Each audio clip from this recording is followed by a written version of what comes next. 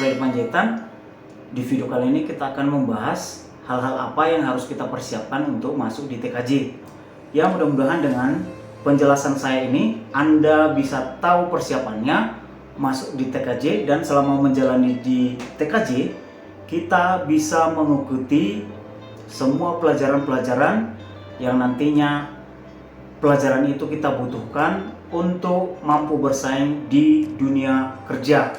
Nah, untuk lebih jelas kita akan bahas satu persatu. Yang pertama perlu kita pahami yaitu belajar apa di TKJ. Sesuai namanya, teknik komputer dan jaringan. Berarti kita di sini akan mempelajari bagaimana bisa menjadi seorang teknisi komputer dan jaringan, melakukan perakitan komputer, bagaimana kita mengenal semua perangkat-perangkatnya, bagaimana kita bisa mengenal jenis-jenis kerusakan dan bisa memperbaikinya, baik itu kerusakan secara hardware ataupun secara software. Baik itu juga mengenai jaringan komputer. Intinya di sini kita akan ditempa bagaimana menjadi seorang teknisi, tentunya di bidang komputer dan jaringan. Nah, itulah yang pertama. Mungkin sedikit yang bisa saya jelaskan mengenai apa saja yang akan dipelajari di TKJ. Yang paling inti, yang sebenarnya nanti kita juga mempelajari sekilas mengenai pemrograman dan desain grafis. Hanya sedikit saja, hanya di kelas 10 ini kita pelajari. Tapi kenyataan di lapangan kerja seharusnya memang kalau kita mampu di intinya TKJ dan pemrograman dan desain grafis, kita akan punya nilai plus.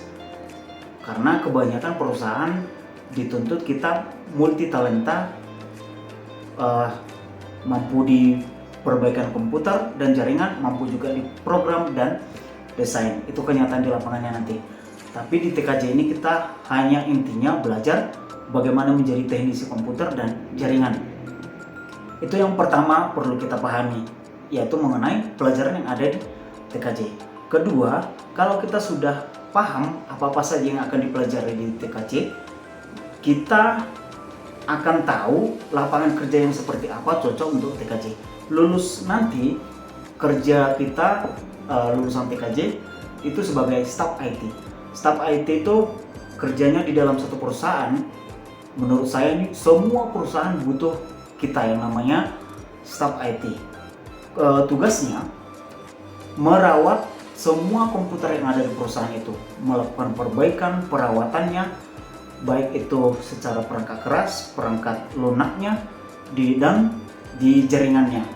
Itulah kerja atau lowongan kerja untuk TKJ. Bisa juga menjadi seorang wirausaha seperti membuka warnet, karena membuka warnet kita bisa membuat rakitan sendiri dan menginstal jaringannya, semua perlengkapannya sama perbaikannya kita yang tanggung. Itu keuntungannya kalau kita lulusan TKJ, kalau paham ya. Nah, itulah mungkin menurut saya hal yang paling penting dipahami masuk TKJ ini, yaitu belajar apa di TKJ dan kerja nanti sebagai apa gitu ya. Nah, kalau kita sudah tahu pelajarannya apa dan lulus nanti kerja apa, tentu kita harus ada persiapannya selama belajar di TKJ. Nah, sebelum belajar di TKJ, inilah yang harus kita pahami lagi. Dua yang sudah saya jelaskan, yaitu belajar apa, lulus nanti kerja apa, dan ini hal yang nomor 3 yang perlu dipelajari, harus punya PC, laptop, dan flash disk, kalau bisa hard disk eksternal. Karena di luar jam belajar kita harus belajar mandiri, praktek sendiri. Kalau hanya mengharapkan dari pelajaran dari sekolah, gak bakalan cukup, karena waktunya sedikit kita belajar di sekolah. Karena siswa gitu banyak, mana mungkin bisa gurunya fokus satu-satu. Kitalah yang lebih berperan aktif bagaimana kita bisa mempersiapkan pembekalan kita selama belajar di TKJ. Nah, yang harus kita persiapkan tadi itu punya PC, laptop, dan flash disk atau hard disk eksternal. Nah, kalau kalian yang kurang dana, ini harus punya ya, harus punya. Kalaupun dananya kurang, lebih bagus punya PC aja, PC flash disk gitu.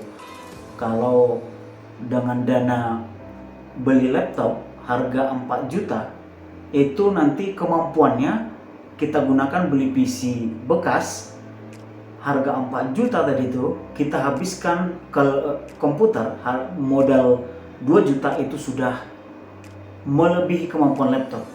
Bayangkan harga PC yang 2 juta itu bisa kita maksimalkan melebihi kemampuan harga laptop 4 juta. Bagaimana caranya? Itu nanti saya kasih di link deskripsi bagaimana kita bisa merakit. Saya kasih bocorannya sedikit. Kalau kita mau menggunakan PC, kita nanti bisa beli partnya satu-satu. Motherboardnya dulu, prosesornya dulu, casingnya nggak usah pakai kayu pun bisa gitu ya. Kita lebih kreatif kalau memanfaatkan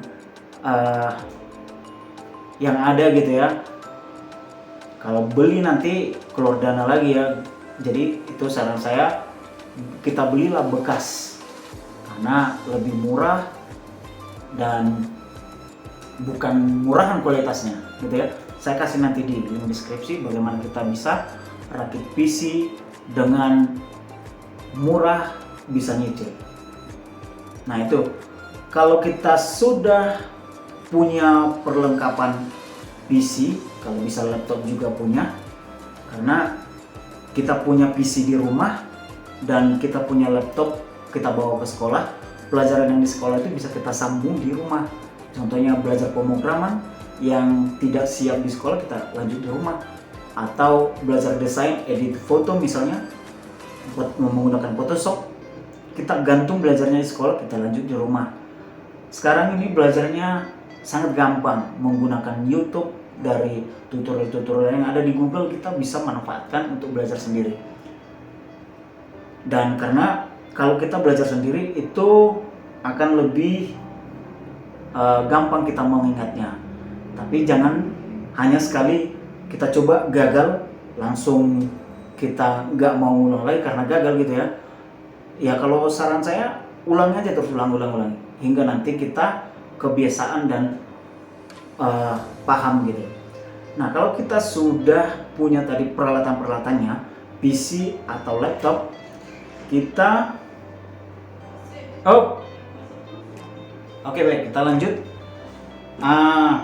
Kalau tadi kita sudah punya peralatannya, PC ataupun laptop, kita lanjutkan dengan pemahaman berikut atau persiapan berikut, yaitu kita belajar sendiri di rumah untuk membuat perakitan. Misalnya kalau kita punya PC, kita rakit sendiri. Nah karena kita nanti kalau sudah belajar rakit, kita akan tahu sedikit permasalahan-permasalahan di PC itu. Kita coba selanjutnya belajar install ulang sistem operasi, dan kemudian belajar install aplikasi seperti Office, seperti aplikasi-aplikasi pemutar musik, install aplikasi Photoshop, aplikasi edit video. Cara-caranya nanti bisa kasih komentar apa aja yang harus diinstal, karena di video sebelumnya sudah ada saya buat. Kalaupun tidak belajar dari channel saya ini, belajar juga dari pelajaran yang lain, dari YouTube yang lain, banyak channel-channel yang mempelajari cara-cara install aplikasi ataupun sistem operasi. Kita juga belajar bagaimana edit video, edit foto gitu ya, karena nanti di lapangan kerja kita dibutuhkan yang multi talent, bisa perbaikan komputer, perbaikan jaringan, bisa juga edit video, pemrograman, edit video juga, edit video foto. Belajar pemrograman ini memang agak susah, tapi minimal sedikit-sedikit kita pahami. Kalaupun nanti terjun ke lapangan, kita bisa sedikit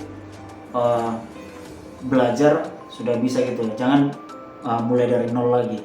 Itulah yang kita harapkan. dengan punya peralatan-peralatan ini kita bisa belajar sendiri. 5 tadi yang sudah saya jelaskan yang harus dipahami sebelum masuk TKJ, ataupun kalaupun nanti kalian sudah masuk di kelas 10 baru-baru masuk gitu ya. Saya ulang ya, belajar apa di TKJ itu yang perlu dipahami pertama. Kalau sudah tahu belajar apa nanti di TKJ, kalian akan tahu lowongan kerja yang cocok untuk TKJ. Hingga nanti kalau kedua ini sudah selesai, kalian pahami, kalian akan tahu mempersiapkan diri selama belajar di TKJ. Dengan persiapan di TKJ, ya jelas harus kita punya peralatannya. Seperti punya laptop yang nomor 4 tadi ya. Saya ulang, belajar apa di TKJ itu yang pertama. Kemudian lulusnya kerja apa, kemudian harus punya PC ataupun laptop. Yang ke berikutnya, belajar sendiri dengan peralatan yang kita punya. Itulah mungkin yang perlu kita pahami agar nantinya tidak salah arah, karena sudah banyak yang saya lihat di jurusan TKJ ini lari dari kenyataannya. PKL nanti PKL nanti di kantor perpajakan, kantor catatan sipil, yang dikerjakan apa? Mengolah data seperti Excel, membuat surat. Jurusan TKJ bukan ke situ arahnya. Saya ingatkan kembali, TKJ itu tujuannya jadi teknisi komputer dan jaringan, mampu memperbaiki komputer, mampu melakukan perawatan komputer dan jaringan, mampu seperti memanipulasi. Ini saya bukan mengajar ya, kita sedikit bisa edit foto. Kalau saya katakan manipulasi sepertinya agak negatif. Editing video aja, editing foto gitu aja ya, untuk pemrograman gitu. Jadi intinya janganlah salah arah di TKJ. Ingat yang sudah saya jelaskan. Mudah-mudahan video ini bermanfaat untuk kalian yang akan masuk ke TKJ. Mungkin penjelasan saya ini masih kurang begitu luas, kurang begitu lengkap, tapi dengan saya membuat penjelasan ini, kita anggap ini sebagai media kita untuk saling diskusi. Saya sebagai guru ataupun yang menonton channel saya ini ada juga sebagai guru, ada sebagai siswa. Kita jadikan media ini untuk saling diskusi. Bukan hanya ini aja, melalui Facebook lain, kita gunakanlah media sosial ini untuk kita saling belajar. Mudah-mudahan saya sebagai guru bisa berkembang untuk memberikan yang terbaik untuk siswa TKJ, dan kalian juga yang sebagai guru dan kalian juga sebagai siswa, kita sama-sama berdiskusi untuk sama-sama berkembang gitu ya. Mudah-mudahan video ini bisa memberikan pemahaman untuk kalian yang masih mau masuk ke TKJ. Dan kalau kalian memang suka dengan video ini, langsung aja like, share, dan subscribe. Tekan ikut tanda loncengnya agar kalian dapat info terbaru dari saya. Saya Supriyo Panjaitan, sampai ketemu di video saya selanjutnya.